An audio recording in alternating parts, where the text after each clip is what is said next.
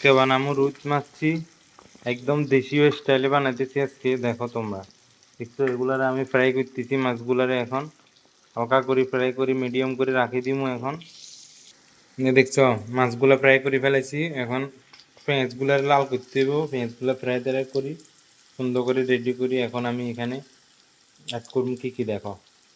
এখন আমি বাটাটাগুলো বিসমিল্লাহির রহমানির রহিম। দেখছো আলুগুলার অ্যাড করতে হইব ফার্স্টে, টমেটোগুলো লাস্ট অ্যাড করবো। এখন আলুগুলো ফার্স্ট অ্যাড করতে হবে, আলুগুলো অ্যাড করে ফ্রাই ফ্রাই করতে হবে। আলুগুলো এরকম করে ফ্রাই করবে, তাহলে তোমাদের যে ফ্লেভারটা আছে এটা দারুণভাবে টেস্টটা লাগবে। ঠিক আছে, আলুগুলো এরকম করে ফ্রাই করতে হবে সুন্দর করে। এখন আমি আলুগুলো অ্যাড করবো। এখন এখানে দেশীয় দেশীয় যেরকম ফাঁক বানায় দেশে এরকম ফাঁক করতেছি স্পেশাল। ঠিক আছে, ফিশ অরিজিনাল ফিশ ফাঁক,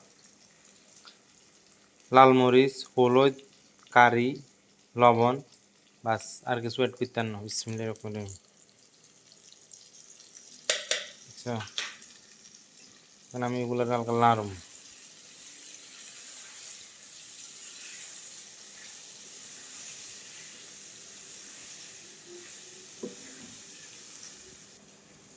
এখন লাড়া শেষ, আমি এখন টমেটোগুলো অ্যাড করব।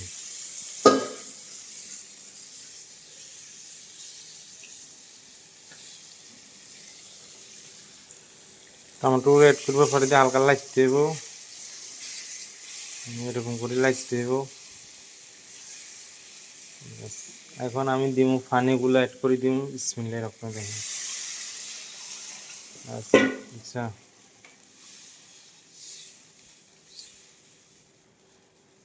এখন ফানি অ্যাড করা শেষ আমার। এখন আমি ফানিগুলো উত্তাপের জন্য রাখি দিব, ওয়েট করতে হবে। বিসমিল্লাহির রহমানির রহিম। বাস দেখছো এখন হয়ে গেছে, টমেটোগুলো আলুগুলো হয়ে গেছে, এখন উতরাইতেছে। এখন আমি ফিশগুলার অ্যাড করবো। বিসমিল্লাহ। বাস আচ্ছা, তোমরা এভাবে ট্রাই করতে পারো, সেই রকম টেস্ট হবে, সেই রকম। বুঝছো? বাস অয়েলগুলো আমি দিতাম না।